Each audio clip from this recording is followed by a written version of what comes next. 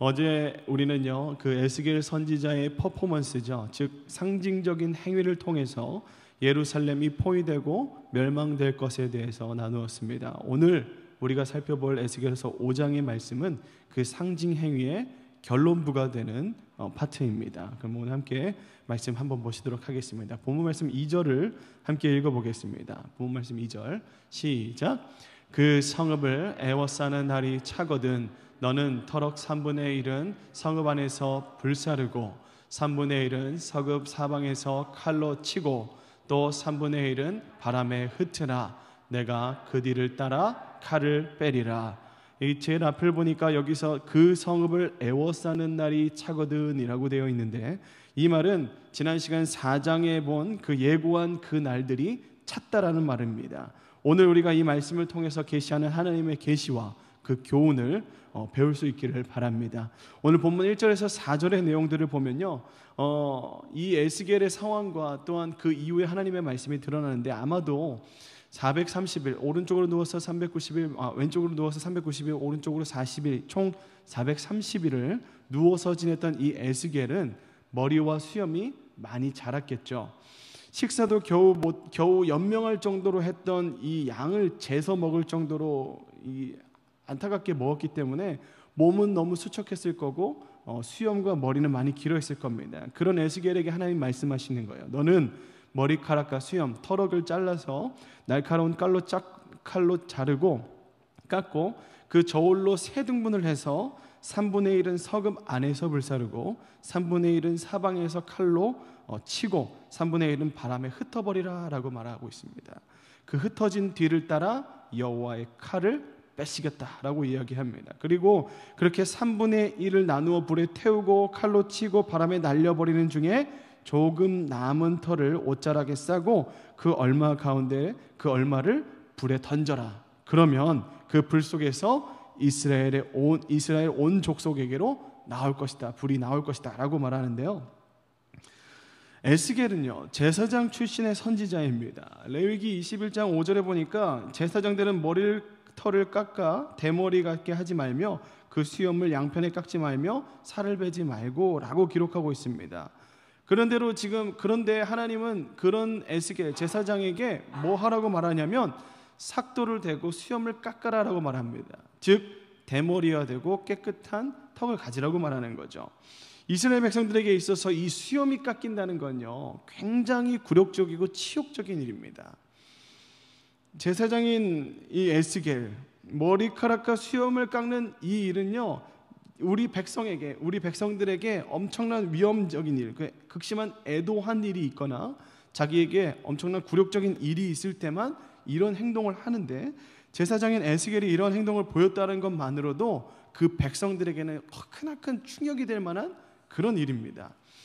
이어서 오늘 본문 5절을 보니까 우리 5절 본문 말씀 다시 한번 더 읽어보겠습니다. 시작. 주 여호와께서 이와 같이 이르시되 이것이 곧 예루살렘이라. 내가 그를 이방인 가운데 두어 나라들이 둘러있게 하였거늘. 에스겔이 상징 행위가 끝나고 나서 여호와께서 에스겔을 통하여 이렇게 말씀하십니다. 이것이 곧 예루살렘이라.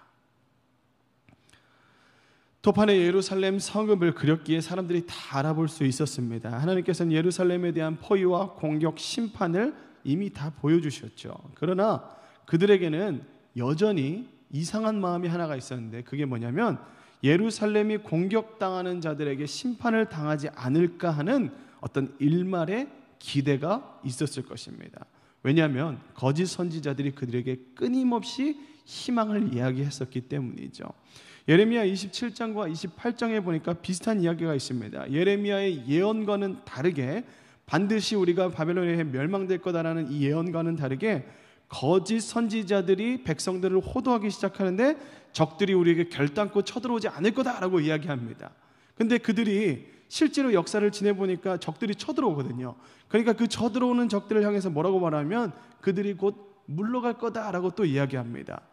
또 지나보니까 그렇지 않거든요. 자신들이 함락돼서 어떻게 됩니까? 결국 포로로 끌려가게 됩니다. 그 포로로 끌려가는 가운데서도 뭐라고 말하냐면 우리는 2년 뒤에 꼭 돌아오게 될 거다라고 계속 하나님의 말씀과는 다른 이상한 희망의 메시지를 백성들에게 계속 심어줍니다. 이와 같이 거짓 선지자들의 선동에 회복이 될 거다, 우리는 아직 희망이 있다라는 이 이스라엘 백성들에게 하나님은 오늘 5절의 말씀을 통해서 분명하게 말하고 있는 것입니다. 이렇게 둘러싸여 초토화되는 것이 바로 이스라엘 너희들이 될 것이다. 그리고 예루살렘이 왜 심판을 받게 되는지에 대해서 5절 중반에 보니까 예루살렘을 이방인 가운데 나라에 두어, 이방인 가운데 두어 나라들이 둘러있게 했다라고 하나님 말씀하고 있습니다. 이것은요, 예루살렘을 어떤 중심으로 삼시고 하나님의 일을 진행했다라고 말할 수 있습니다. 지리적으로든 영적으로든 하나님께서는 이 예루살렘을 중심으로 하나님의 역사를 이루어 가셨어요. 이스라엘이라는 나라는요, 이 지리적으로 아프리카 대륙과 아시아 그리고 유럽을 잇는 이 지정학적 위치에 자리하고 있습니다. 이 이스라엘 주변으로는 당시의 강대국인 애굽, 바벨론, 아수르와 같은 거대한 제국들이 있어서 그들이 이 이스라엘, 예루살렘을 정복하고 품고 있으면 그들이 흥하고, 그걸 품지 못하면 망하는 그런 모습들을 참 많이 보여줍니다. 그러니까 예루살렘이라는 이 위치는 이 당시의 중동의 흥망성쇠와 깊은 연관을 가지고 있다는 거죠. 그렇다면 하나님의 역사의 중심인 이스라엘을 이렇게 심판하는 이유, 구체적인 이유가 무엇인가에 대해서 우리가 한번 봐야 될 것 같습니다. 크게 그것은 두 가지로 나눌 수가 있습니다. 먼저는 그들이 하나님의 규례를 버리고 하나님의 율례를 행하지 않았기 때문입니다. 우리 함께 6절과 7절의 말씀 한번 같이 읽어보겠습니다. 6절과 7절입니다. 시작. 그가 내 규례를 거슬러서 이방인들보다 더 악행하였으며 내 율례도 그러함이 그를 둘러있는 나라들보다 더하니 이는 그들이 내 규례를 버리고 내 율례를 행하지 아니하였음이니라. 그러므로 나 주 여호와가 말하노라. 너희 요란함이 너희를 둘러싸고 있는 이방인들보다 더하여 내 율례를 행하지 아니하며 내 규례를 지키지 아니하고 너희를 둘러있는 이방인들의 규례대로도 행하지 아니하였느니라. 여기서 계속적으로 하나님이 말씀하시고 있는 것이 있습니다. 뭐냐면 너희가 내 율례를 지키지 않았고 내 규례를 지키지 않았다라는 말을 계속적으로 반복합니다. 이 5장 내내 반복되는 말씀이 이 말씀인데요, 이 6절에 보니까 이 말씀을 보면 이스라엘 백성들이 하나님의 규례와 율법을 지키지 않고 그들이 이방인들보다 더 악을 행하고 있음을 하나님이 밝히고 있습니다. 이방인들은요, 율법을 받지 못한 족속들입니다. 그렇지만 그들은 그들의 윤리와 도덕과 양심의 법으로 살아가는데 이스라엘은 그것들보다, 그런 이방인들보다 더 못한 삶을 살았다는 거죠. 그래서 하나님 앞에 죄악된 삶을 살고 있다라고 지금 말하고 있는 겁니다. 이스라엘은 어떤 민족이었습니까? 이스라엘은요, 여호와의 큰 구원과 신의 산에서 하나님의 강림을 보았고 하나님의 말씀을 직접 받은 민족이었습니다.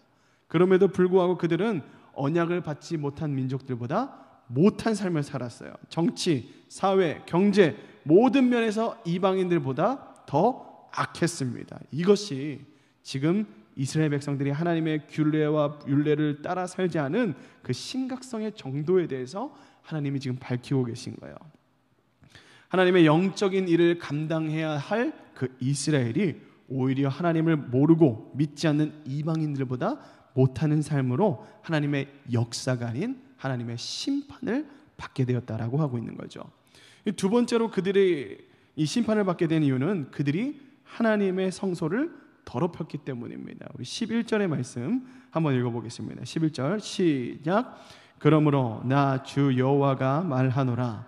내가 나의 삶을 두고 맹세하노니 내가 모든 미운 물건과 모든 가증한 일로 내 성소를 더럽혔은즉 나도 너를 아끼지 아니하며 긍휼을 베풀지 아니하고 미약하게 하리니.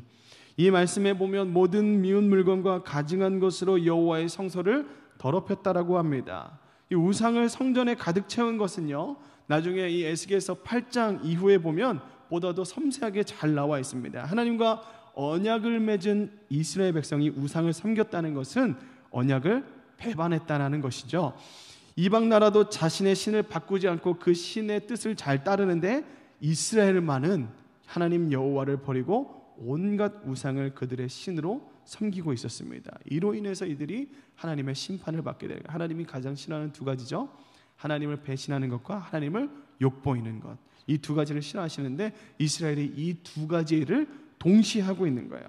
우리 이어서 예레미야서 2장 10절에서 11절의 말씀을 한 번 더 보겠습니다. 똑같은 말인데요, 하나님이 무엇을 싫어하시는지 계속 이야기하고 계시죠. 함께 읽어보겠습니다. 시작. 너희는 기띔 섬들에 건너가 보며 게달에도 사람을 보내 이 같은 일이 있었는지 자세히 살펴보라. 어떤 일입니까? 어느 나라가 그들의 신들을 신 아닌 것과 바꾼 일이 있느냐?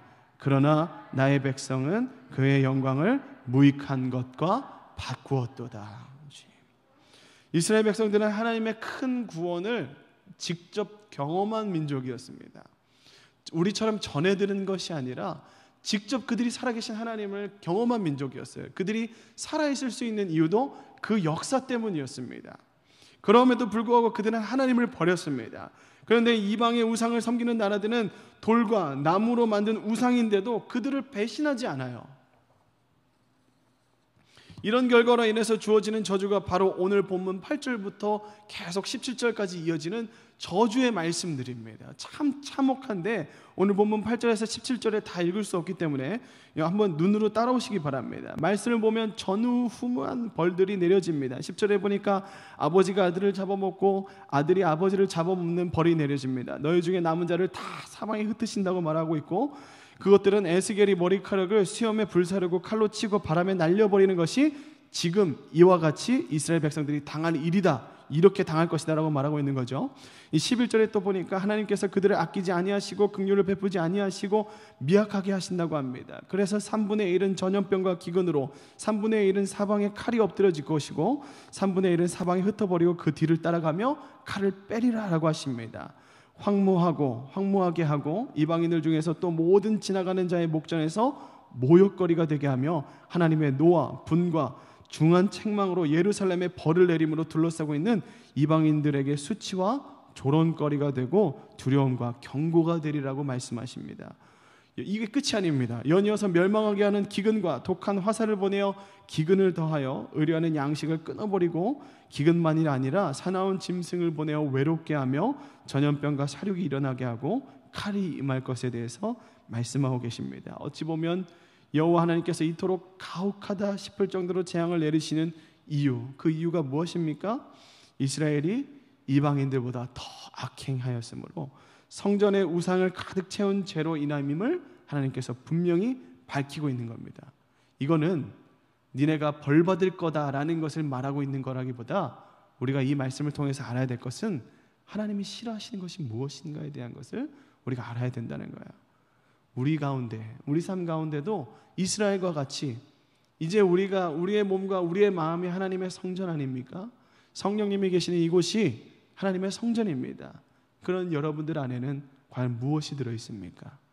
가증한 것들, 우상의 것들로 채워져 있다면 하나님은 99%의 순종이 아니라 100% 온전한 순종을 원하십니다. 조금이라도 우리 가운데 그러한 것들이 있다면 오늘 이 새벽에 하나님 앞에 내려놓고 내가 온전히 주님이 거하시는 성전이 되길 원한다고 여러분 기도하시는 귀한 날 되기를 축복합니다. 그리고 13절에 보니까 하나님께서는 이스라엘을 심판하는 가장 중요한 이유에 대해서 말씀하십니다. 우리 13절의 말씀을 함께 읽어보겠습니다. 시작. 이와 같이 내 노와 다한즉 그들을 향한 분이 풀려서 내 마음이 가라앉으리라. 내 분이 그들에게 다한즉 나 여호와가 열심으로 말한 줄을 그들이 알리라. 나 여호와가 열심으로 말한 줄을 그 백성들이 알게 될 것이다. 구약에 나타난 이런 무서운 하나님을 보면서도요, 하나님을 믿지 못하겠다는 사람이 있습니다. 교회사에 나타난 이단 중에 마르시온이라는 사람이 있는데 2세기경의 사람인데, 구약의 여호와 하나님은 잔인한 민족 신이기 때문에 나는 믿을 수가 없다라고 합니다. 양심이나 윤리적인 잣대로 보면요, 구약의 성경은 전혀 이해될 수가 없습니다. 정말 잔인하다 싶을 정도로 한 민족 전체를 몰살해버리기도 합니다.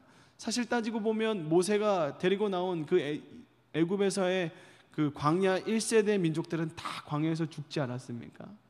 그런 모습들을 보면서 구약의 하나님은 참 무섭고 두려운 분이다라고 이야기하지만 그것은 하나님의 뜻을 알지 못하기 때문입니다. 하나님의 진심과 하나님의 본심, 그들이 진짜 살아남을 수 있는 그 길을 만들어준 하나님의 뜻을 모르기 때문에 그렇게 하나님을 평가한 거죠.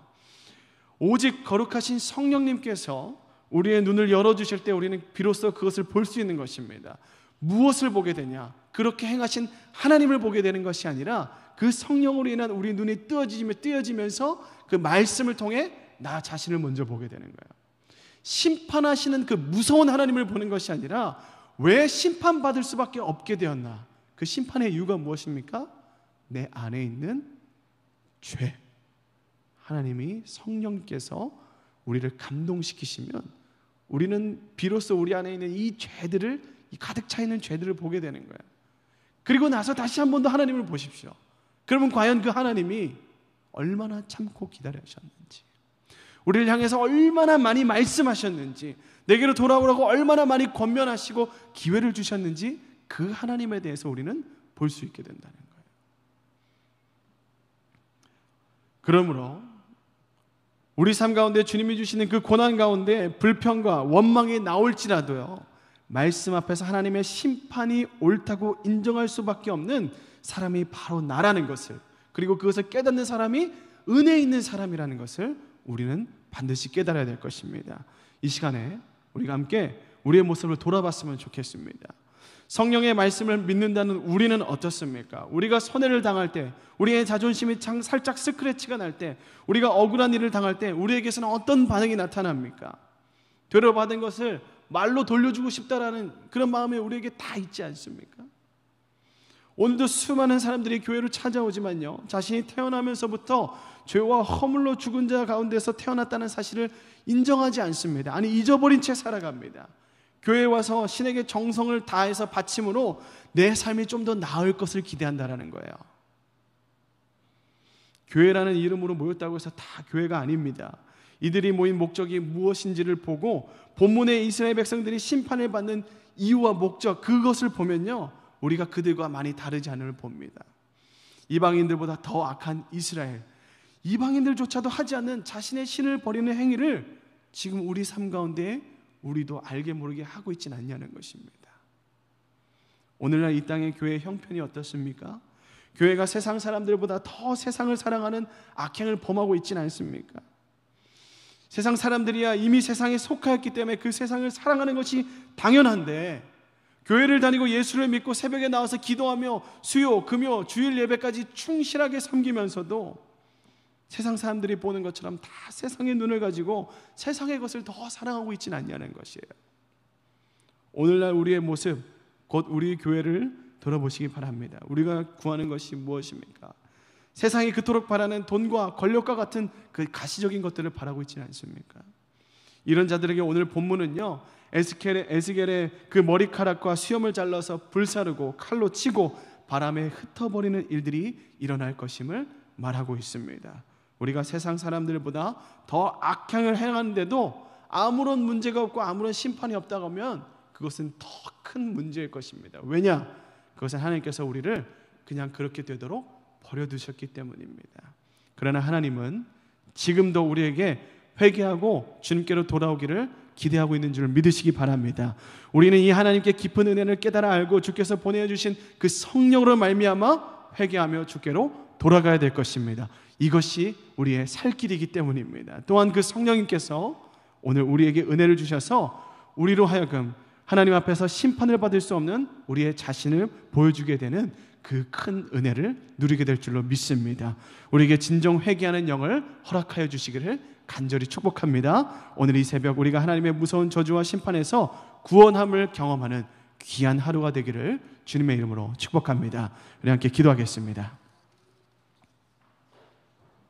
함께 기도하실 때 우리 말씀을 기억하시면서 단 하루였지만 어제와 오늘 사이에 지었던 주님 앞에 있는 많은 악행들을 돌아보십시오. 기억이 나지 않는다면 하나님께 기억이 나도록 성령님 나를 감동시켜 주십시오 라고 기도하시면서 우리의 죄악을 주님 앞에 토로합시다. 그러면요, 그것이 불편하고 어려울지언정 우리 하루의 삶 가운데 하나님이 새로운 삶을 허락하실 것입니다.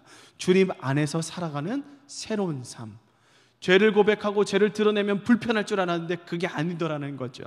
오히려 하나님 앞에 토로함으로 우리는 자유함이라는 것을 얻게 될 것입니다. 우리 함께 말씀을 기억하시면서 우리 가지고 나온 기도 제목을 가지고 기도하시고, 또한 우리 담임 목사님과 교회를 위해서 함께 기도하도록 하겠습니다. 우리 주님의 이름을 한번 부르짖고 기도하며 나가겠습니다. 부르짖습니다. 주여